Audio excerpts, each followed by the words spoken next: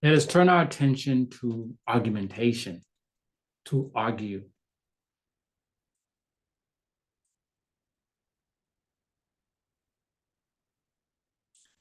We're going to develop arguments. As you see here, we're going to be doing lots of work here. We'll try to go a little at a time. But before we argue, we're going to be developing arguments, having some statements are true and some statements implied to be true. I want to begin with a closer look at the two types of truth I mentioned earlier in my list of truths, and that is facts or theories. We want to have a deeper understanding of these two concepts. They're used a lot in the type of arguments I'll be presenting before you. So when we look at the notion of facts and theories, so first of all, there are two words, dichotomy. There's two sides between them. That's what the line represents. The point on the line represents that the word you choose to use might depend on the situation. It's not necessarily given automatically. The first thing I'm going to mention about this is that both are words. They're both types of truth, okay? Both types of truths. Facts are truths based on experience. If you look in front of you and you see a computer monitor, that's a fact. But the idea of the computer monitor is still inside your head. The idea doesn't become a fact. It's just the idea in your head is validated through life experiences. You look up into the sky at night and you see the moon. That's a fact. Well, that's idea is still remains in your head. The idea of the moon still is inside your head, inside your mind. And so therefore, all you're saying that idea has been validated by experience. When we use the word theories, it's statements that are valid by some sort of reasoning.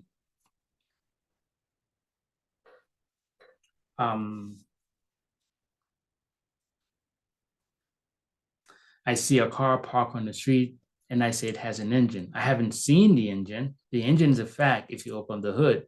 But before I open the hood, I'm reasoning now. I'm thinking logically that most cars have engines that are parked in the street because they're drivable.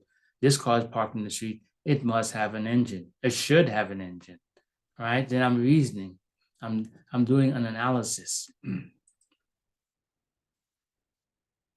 The word fast relate to things that are based on sense experience. One of your five senses. You see it, you touch it, you smell it, you hear it, you taste it, based by your five senses. But when you're looking at the concept of theory, there is some logical analysis involved.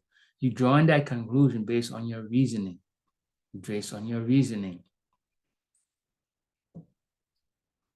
Now, consider that computer monitor that's in front of you, right? It's a fact, you can observe it. So I asked you a question, what is, if you took apart that monitor, what would you see? A lot of little small parts. You can't name them, but they have a lot of small parts. But if I ask you a further on question, what are those parts made of? Okay, if you could keep taking that thing apart, what would you come to? I give you a few seconds. Well, eventually you probably say molecules, atoms. Now, atoms.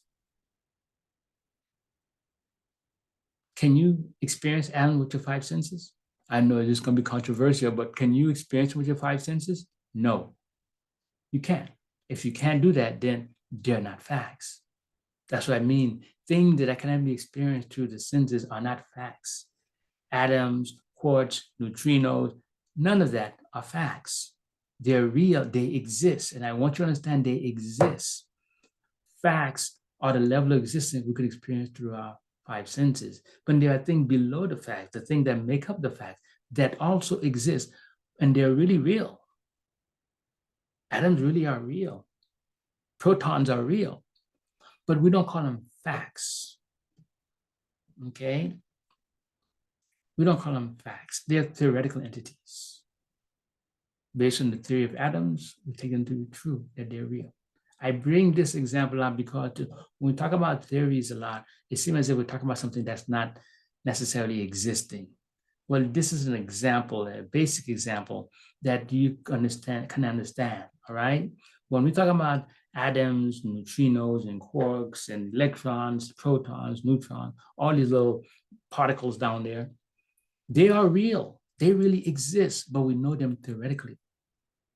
We know them through a theoretical construct, and they are real. So how do we get them? Through our intelligence. Your sense experiences can't give you that.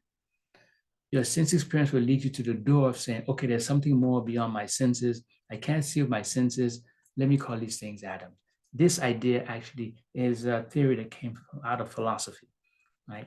So let's go a little further. So I draw this dichotomy to try to show you the separation, right? Just to come to this conclusion here, right? In life, facts and theories are equally important. The facts we gather through our life experiences, different experiences. But when you enter into the educational system, they give you knowledge, primarily theoretical knowledge. You acquire not a lot of knowledge and go back in the world and use it to do amazing things with that knowledge. They're equally important. Knowledge, things that have been verified, validated in some way, you're passing on to the next generation, next group of people. They're equally important. When one, you're choosing your intelligence, and in the other one, you're choosing your sense experiences. Our sense experience as individuals can be very, very limited. And our knowledge through our education process can be vast. I may have not gone to Alaska, but I can know a lot of things about Alaska.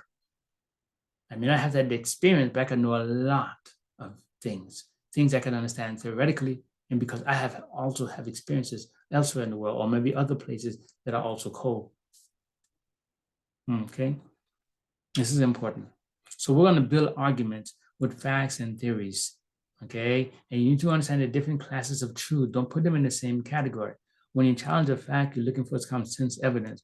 When you challenge a theory, you have to look for you have to understand the theory and look for some kind of intellectual error or misapplication of the theory to argue against it or deny its usage in that particular situation.